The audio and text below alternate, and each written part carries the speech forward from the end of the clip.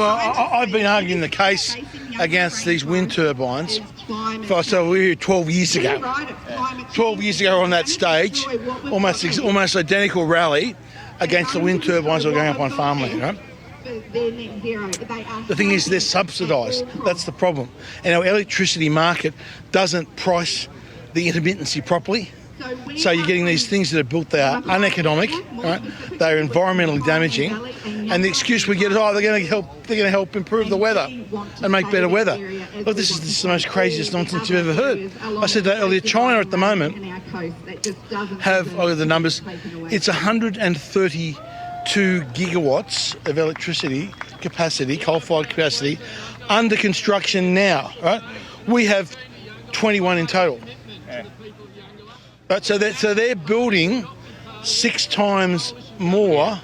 So they're building 6 times more than what we have, and we want to close all ours down.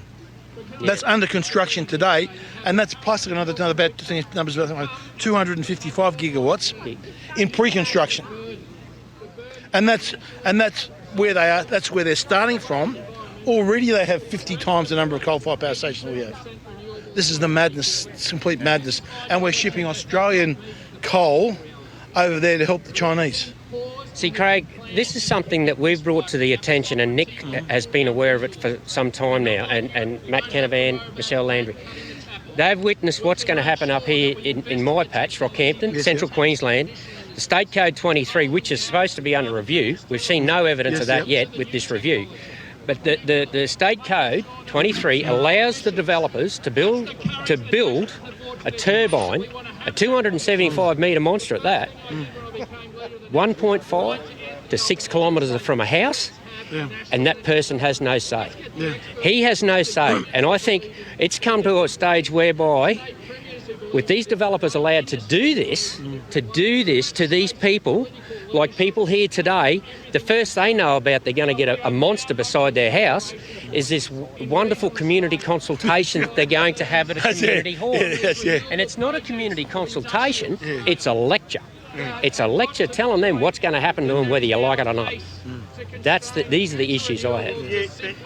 You know, Craig, it would be bad enough if this was just one isolated story, but you hear this, don't you, up and down the country, the way from Tasmania. Yeah, look, I also say that we've got a national member of parliament, the leader of the Nationals, here speaking, which is great, but the Nationals have signed up to net zero.